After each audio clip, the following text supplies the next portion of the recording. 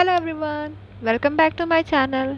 हमने ये जो सीरीज स्टार्ट करी थी एनसीईआरटी साइंस एंड मैथ्स की, आज हम एनसीईआरटी का चैप्टर 4 स्टार्ट करेंगे साइंस का। ठीक है, हमने फर्स्ट 3 चैप्टर कवर कर दिए हैं एंड मैथ्स के भी 3 चैप्टर हो गए हैं हमारे। तो चलो अब आगे स्टार्ट करते हैं आज के chapter. The name of this chapter is Sorting Material into Groups. In this chapter, we will study about different materials and their properties, how we can differentiate between two different material and what are their differences, similarities. We will see in this way. Okay. So our first topic is object around us.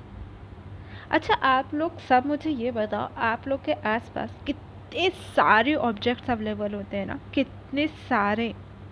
जहाँ in fact जहाँ आप बैठे हो, जहाँ आप बैठ के video देख रहे हो, पढ़ाई कर रहे हो, वहाँ पे भी देखो, एक टेबल होगा, एक चेयर होगी, एक कॉपी होगी आपके पास, एक पेन होगा, एक सोफ़ा होगा, एक बेड होगा। इतनी सारी चीज़ें आपके पास अवेलेबल है। कपड़े होंगे, खाना होगा, मतलब सबकी अपनी एक अलग जगह है, अपनी एक अलग इम्पोर्टेंस है ना। खाना नहीं है तो क्या बताओ आप, अगर आपके पास मान लो खाने के लिए कुछ भी नहीं है तो आपके पास आगे काम करने के लिए एनर्जी रहेगी? नहीं रहेगी।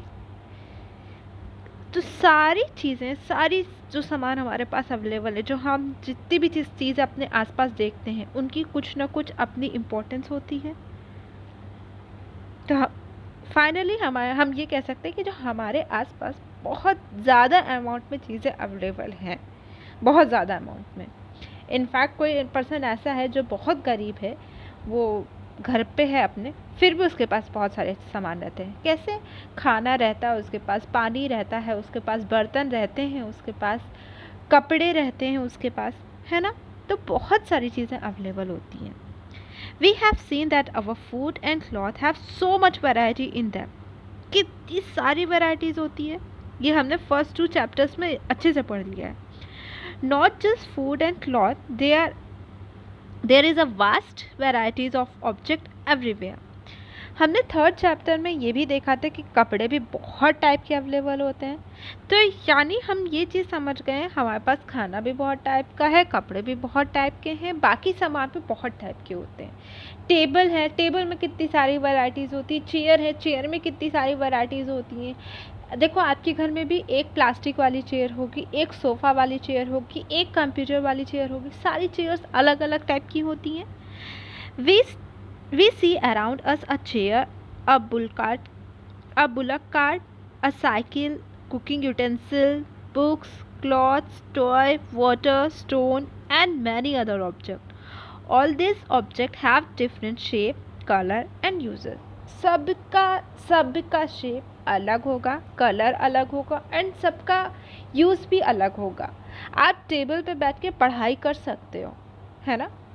आप जो सोफ़े वाले चेयर्स हैं उस पे बैठ के आप सोफ़े पे बैठ के एंजॉय कर सकते हो, या गेस्ट के यहाँ जाते हो या आपके घर गेस्ट आते हैं तो उस पे बैठते हैं।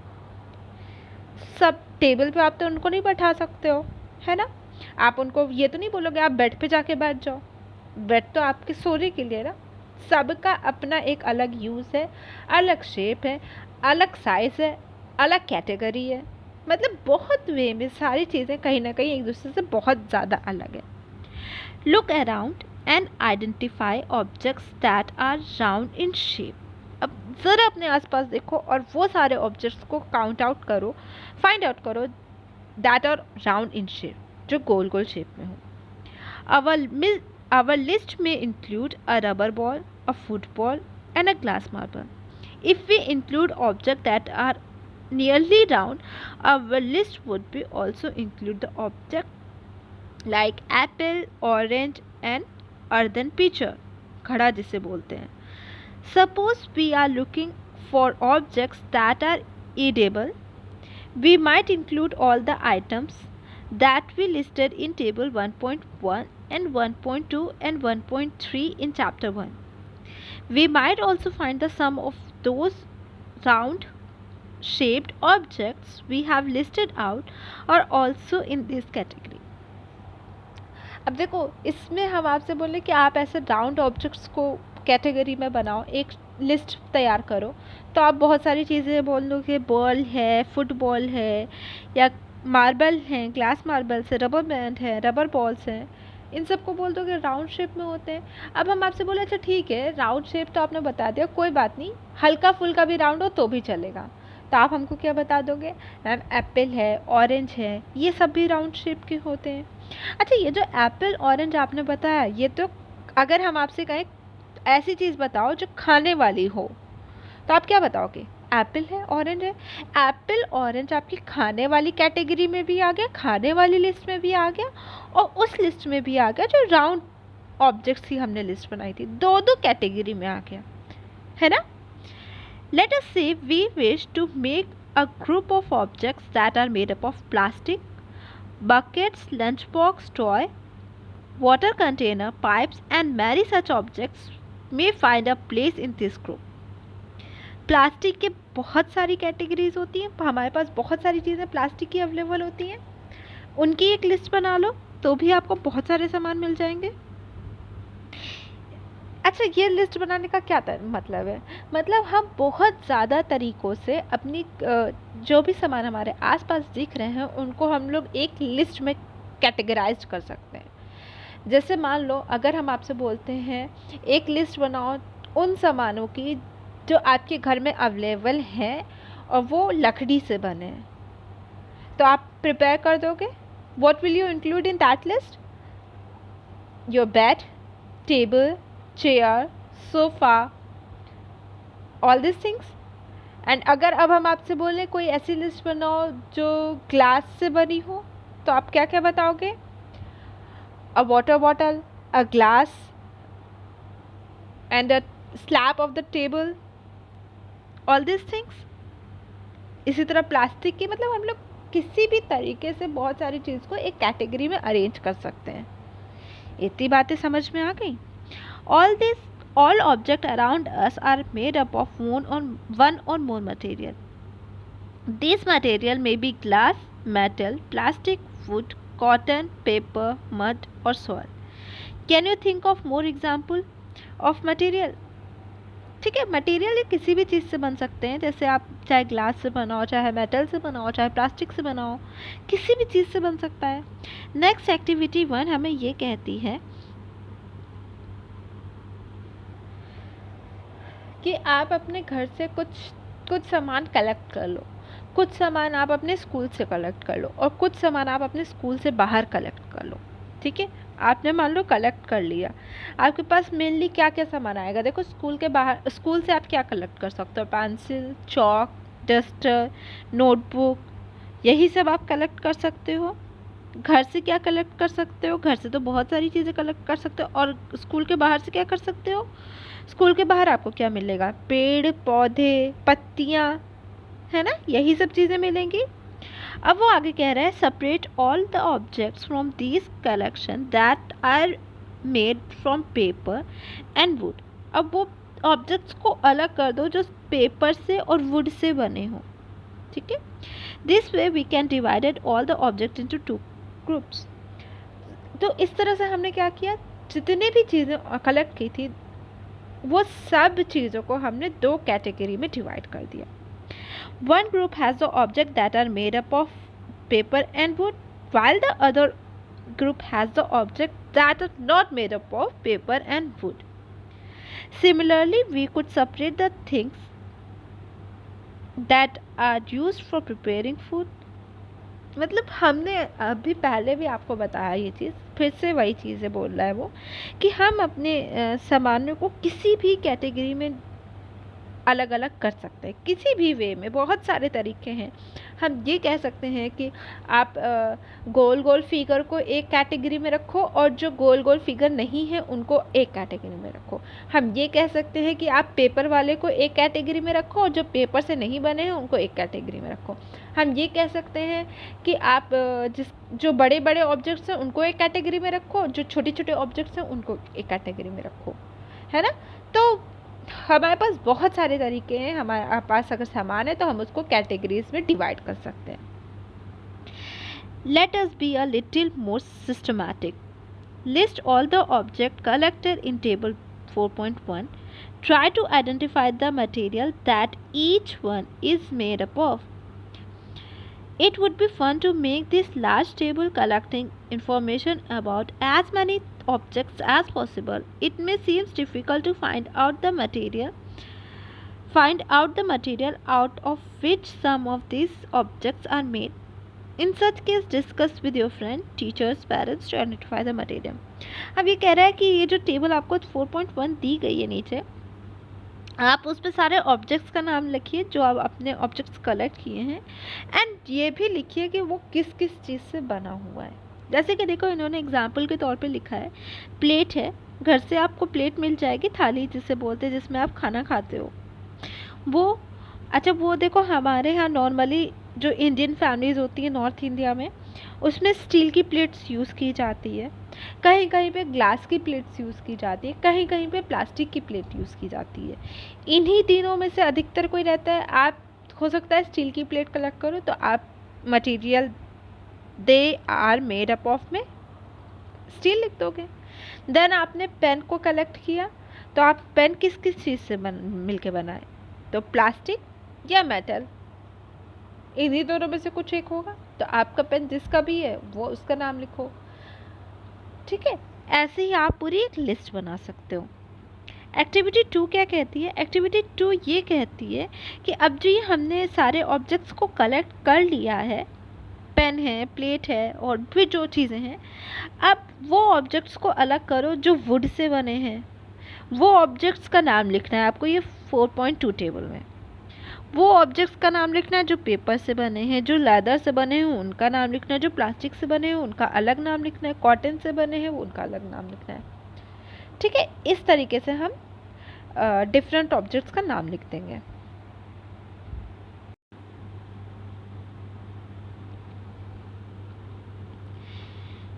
What do you find from this table? First we group objects in many different ways.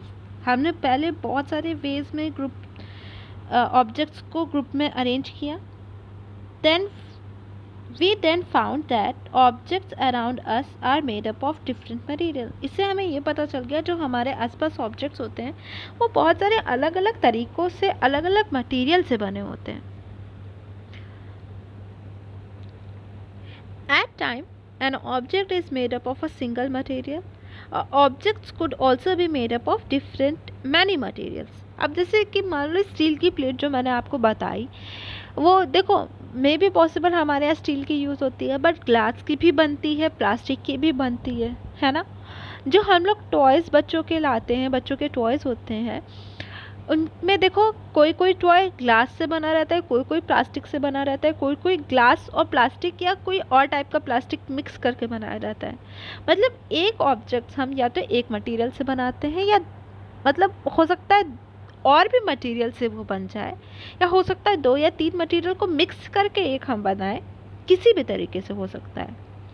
And then again one material could be used for making many different objects. एक ही मटेरियल से बहुत सारी चीज़ें बन जाती है. जैसे कि वुड है, लकड़ी है, लकड़ी से हम चेयर, टेबल, बेड कुछ भी बना सकते हैं जो हम चाहें. What decide which material should be used for making any given object? It seems that we need to know more about different material. ऐसा कैसे पता चलता है? मतलब अगर हम लकड़ी देखें तो हमें कैसे पता चलेगा इससे हमारी टेबल बनेगी, चेयर बनेगी कि क्या बनेगी? हमें कैसे पता चला? अगर सोचो पहले कैसे पता चला होगा? तो उनकी कुछ प्रॉपर्टीज़ होती है जिसके अकॉर्डिंग हमें पता चलता है. Properties of material. Have you ever wondered why a tumbler is not made from with a piece of cloth?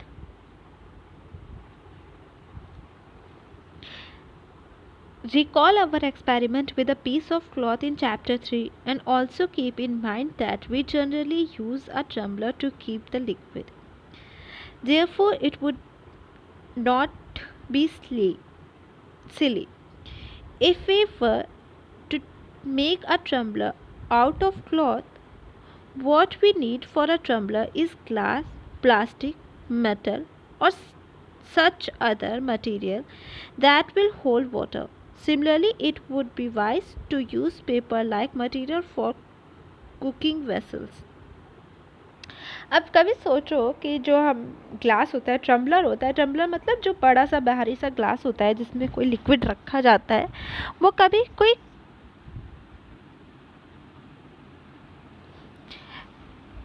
कपड़े से क्यों नहीं बनाया जाता है? क्योंकि अगर हम कपड़े में कोई लिक्विड रखेंगे तो कपड़े से धीरे धीरे चूंकि वो नीचे चला जाएगा. इसलिए हम ये सारी चीज़ें किससे बनाते हैं? या तो ग्लास से, या प्लास्टिक से, या कोई मेटल से, इसी टाइप की चीज़ों से बनाते हैं. तो मतलब जिसने भी ये चीज़ सोची होगी कि अच्छा इसमें हमें लिक्विड भरना है तो हमें इसको कपड़े से नहीं बना सकते, हमें इसे प्लास्टिक से बनाना चाहिए, ग्लास से बनाना चाहिए, उसको ये बात पता होगी कि इसमें हमें लिक्विड रखना है ना. उसको ये बात पता होगी कि अगर हम लिक्विड को क्लॉथ में रखेंगे तो वो चू के नीचे गिर जाएगा, वो सब बह जाएगा, कुछ बचेगा ही नहीं हमारे पास. ये बात उसे पता होगी. तो यानी जिस भी वजह से हम कोई सामान यूज़ कर रहे हैं, उसका यूज़ क्या है, उसकी नीड क्या है, हमें उसी के अकॉर्डिंग हम उस सामान को किस चीज़ से बनाना है ये सोचते हैं. सो what are the properties of material that are important for their usage? Some properties are discussed here.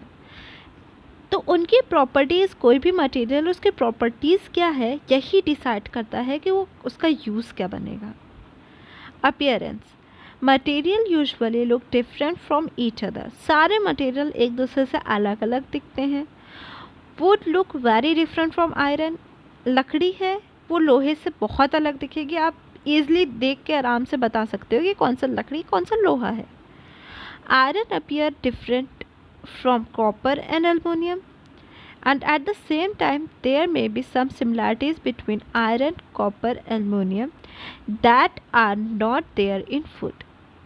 एक तरीके से कहें तो आयरन जो है, लोहा है, वो कॉपर और एल्युमिनियम से बहुत अलग दिखता है.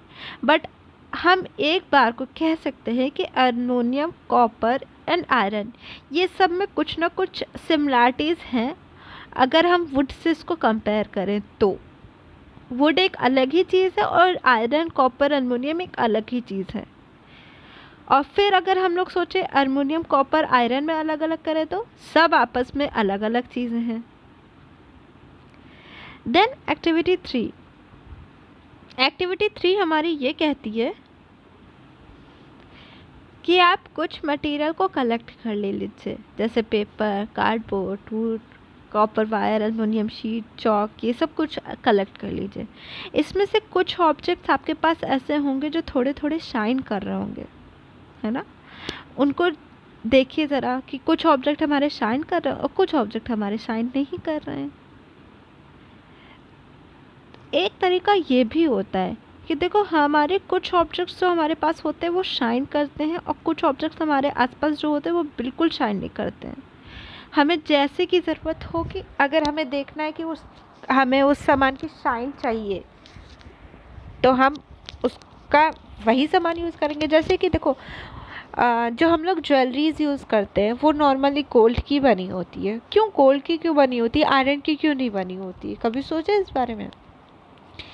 तो गोल्ड की इसलिए बनी होती है क्योंकि हमें गोल्ड का शाइन पसंद होता है. वो जिस तरीके से शाइन करता है, जिस वे में वो चमकता है, हमें वो अच्छा लगता है और वो जल्दी ख़राब भी नहीं होता है. आयरन अगर हम अपनी ज्वेलरीज में यूज़ करने लग जाएँ तो एक तो उसमें बहुत अच्छी शाइन नहीं होती है. फिर अगर आप उसको रब करके घिस के शाइन आ भी जाए उसमें तो हम वो कुछ टाइम के बाद वो ख़राब हो जाएगा, उसमें जंग लग जाएगी. इसलिए हम लोग गोल्ड यूज़ करते हैं. जहाँ हमें शाइन पसंद होगी वहाँ हम शाइन वाला ले लेंगे. ठीक है.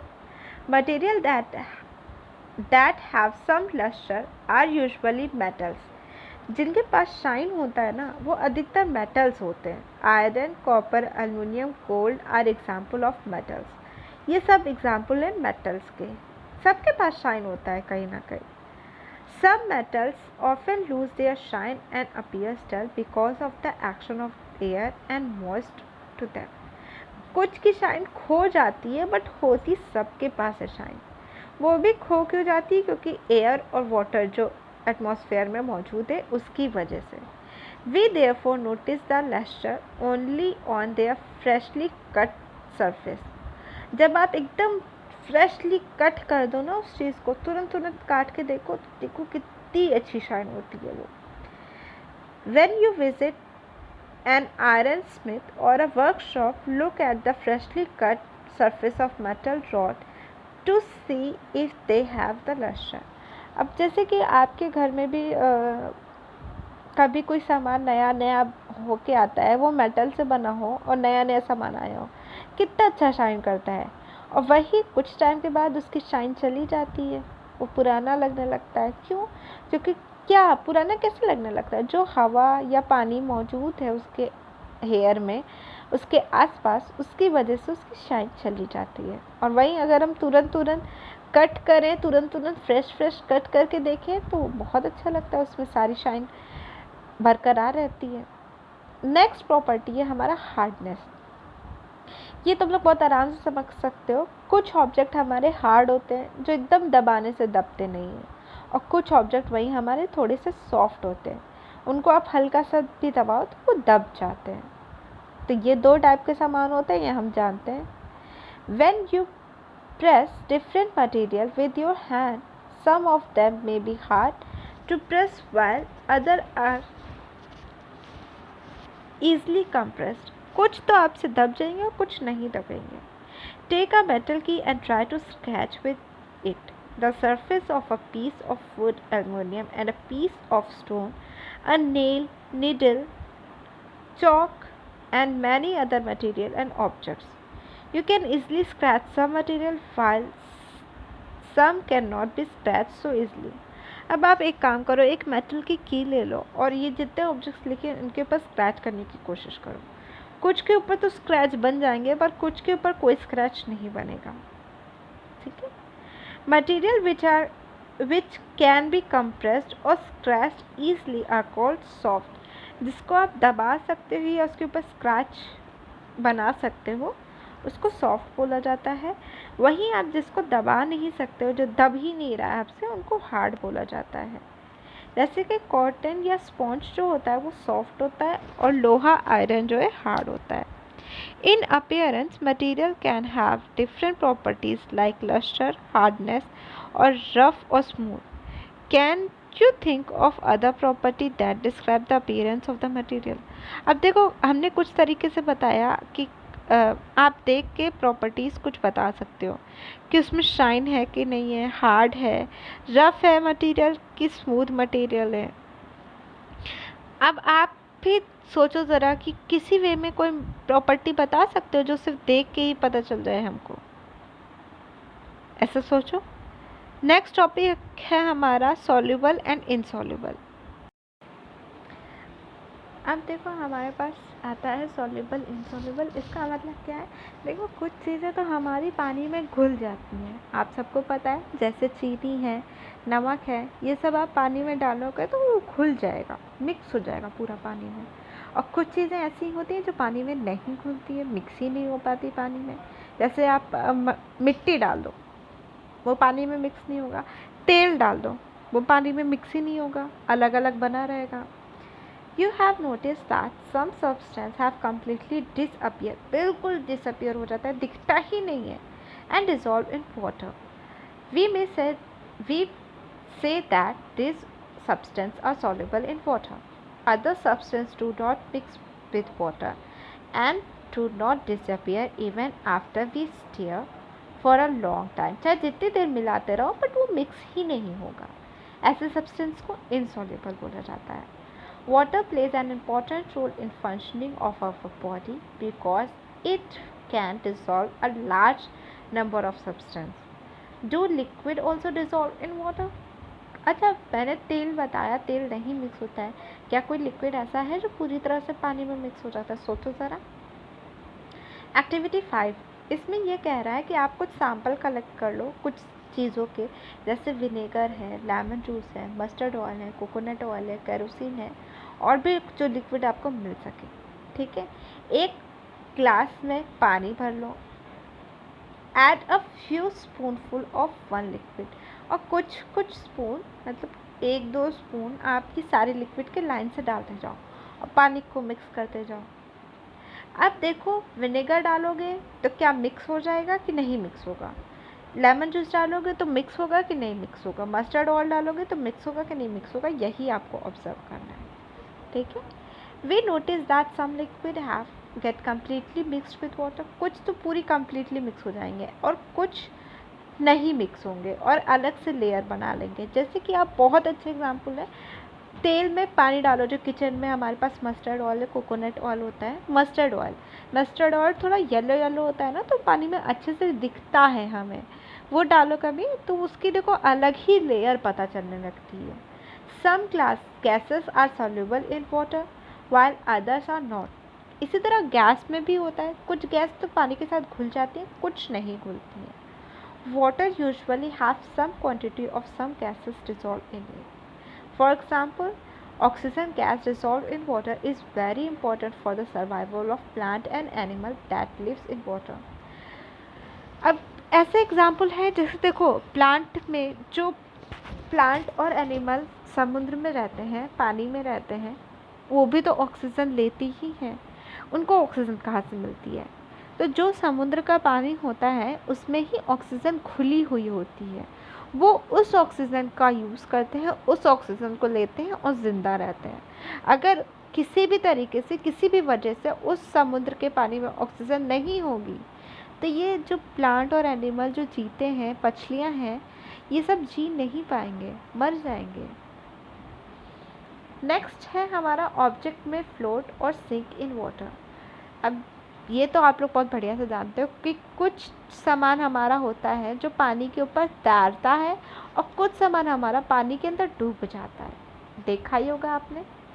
While doing activity 4, you might have noticed that the insoluble solids separate out from water। जो मिक्स नहीं होते वो अलग से निकल के आ जाते हैं। You may have noticed that there is some liquid in activity 5। Some of this material do not mix with water, flow to the surface of water.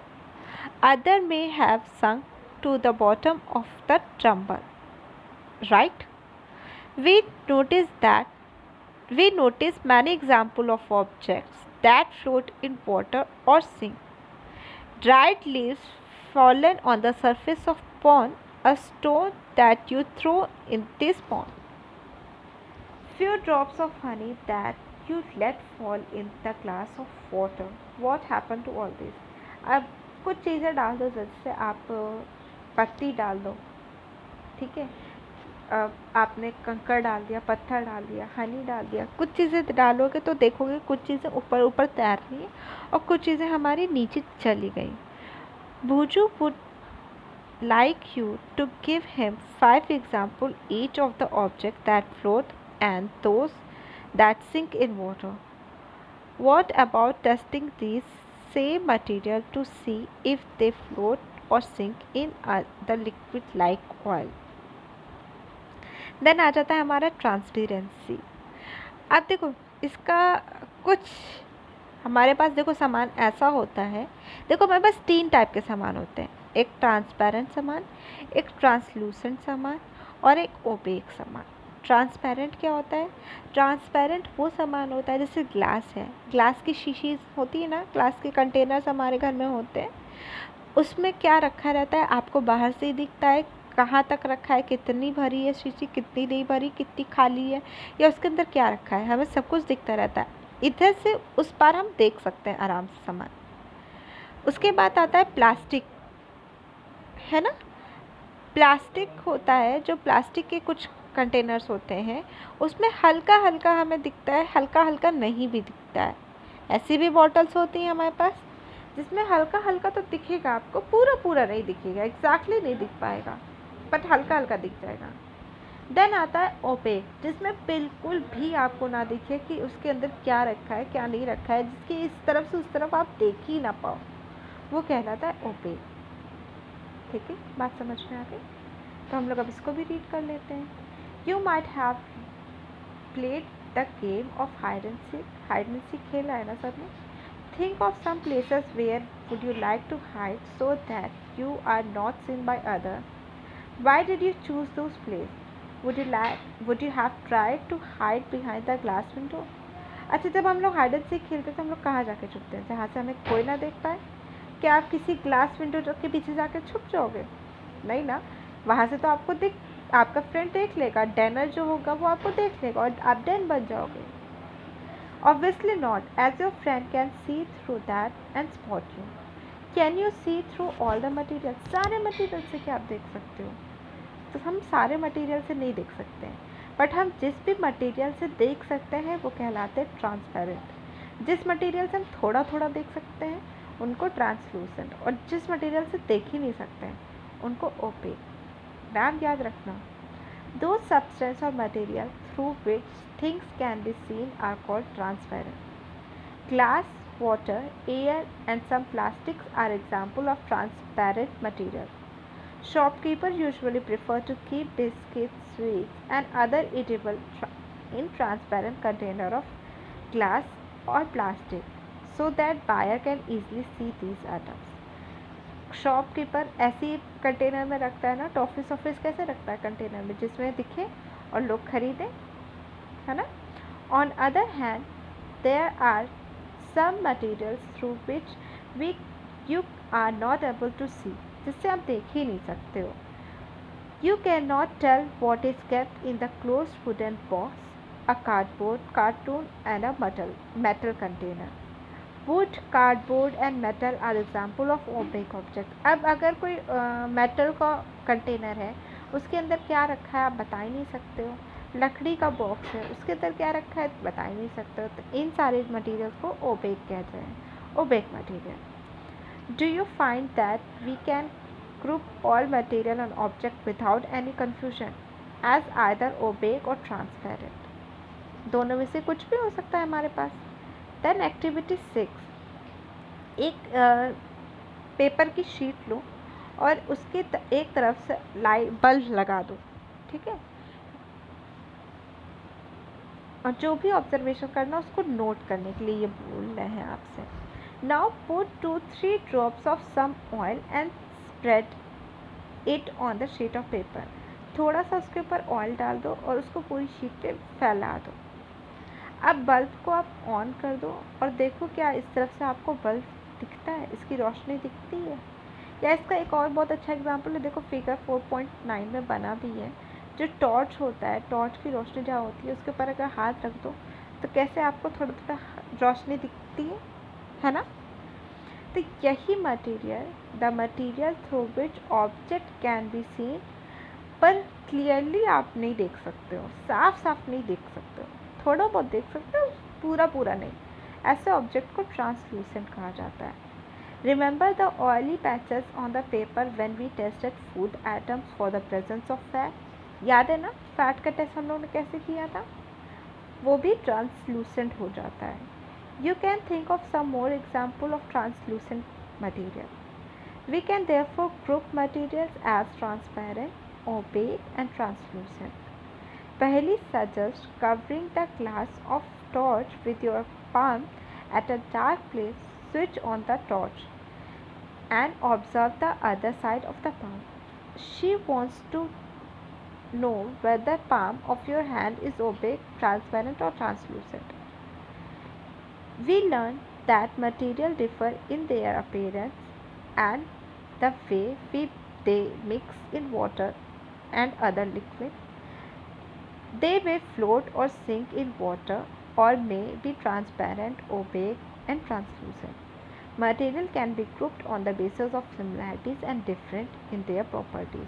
हम मटेरियल को किसी भी तरीके से अलग अलग कर सकते हैं, चाहे हम लोग इनकी सिमिलैरिटीज़ को देख लो, चाहे उनके डिफरेंस को देख लो।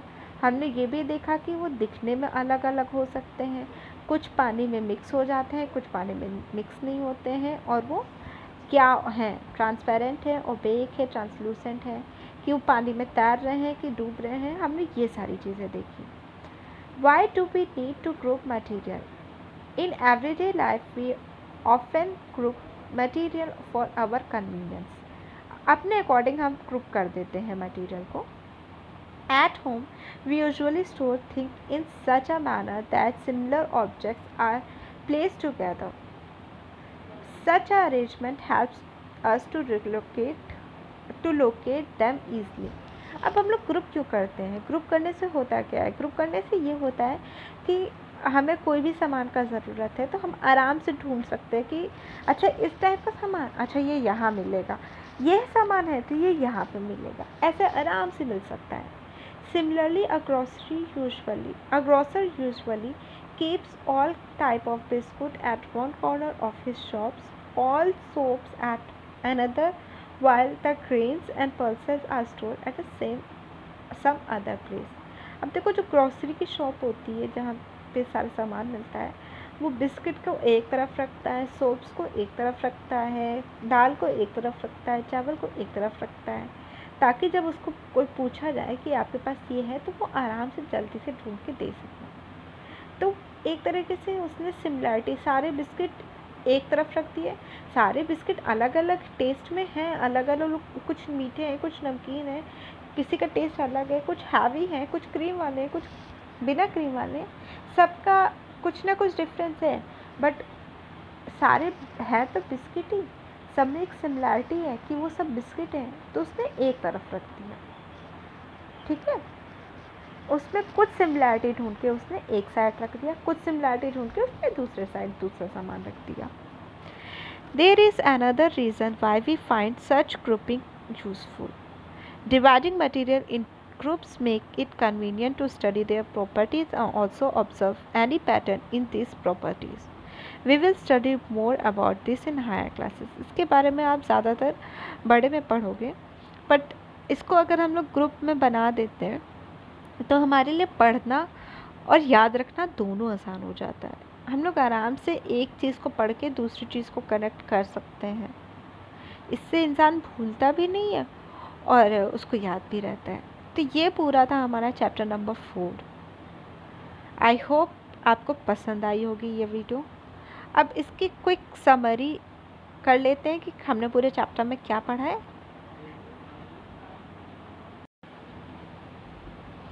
देखो, हमने पहले पढ़ा कि हमारे आसपास बहुत सारे टाइप के मटेरियल प्रेजेंट होते हैं, बहुत ज़्यादा हमारे पास चीज़ें अवेलेबल हैं। फिर हमने उनकी प्रॉपर्टीज़ पढ़ी। अपीयरेंस में वो सब अलग होते हैं, दिखने में वो अलग होते हैं, कुछ शाइन करते हैं, कुछ रफ होते हैं, कुछ स्मूथ होते हैं। ऐसे ही हमने अपीयरेंस के अकॉर्डिंग देखा। फिर हमने देखा कुछ हार्ड होते हैं और कुछ सॉफ्ट होते हैं मटेरियल हमारे, जो भी हमारे आसपास प्रेजेंट होते हैं। हमने ये भी देखा कि कुछ सॉल्युबल होते हैं, पानी में मिक्स हो जाते हैं, और कुछ इनसॉल्युबल होते हैं, पानी में मिक्स नहीं होते हैं। नेक्स्ट हमने फ्लोट और सिंक इन वाटर देखा कि कुछ पानी में तैरते हैं और कुछ डूब जाते हैं। एंड उसके बाद हमने ट्रांसपेरेंसी पढ़ी कि कुछ हमारे ऑब्जेक्ट्स ट्रांसपेरेंट होते हैं, ट्रांसलूसेंट होते हैं और ओपेक होते हैं। ट्रांसपेरेंट वो ऑब्जेक्ट्स जिनके आर पार हम देख सकते हैं, ट्रांसलूसेंट जिनके आर पार थोड़ा बहुत देख सकते हैं, पूरा पूरा नहीं देख पाते हैं, और ओपेक जिसके बिल्कुल आप आर पार नहीं देख सकते, वो कहलाते हैं हमारे ओपेक ऑब्जेक्ट। तो इस चैप्टर में आपका इतना ही था। आई होप आप सबको ये वीडियोस पसंद आ रही होंगी और ये सीरीज़ आपको सही लग रही होंगी। तो मेरी वीडियो को लाइक करें, शेयर करें और सब्सक्राइब करें, और ऐसे ही आपको वीडियोस आगे भी मिलती रहेंगी। Thank you for watching.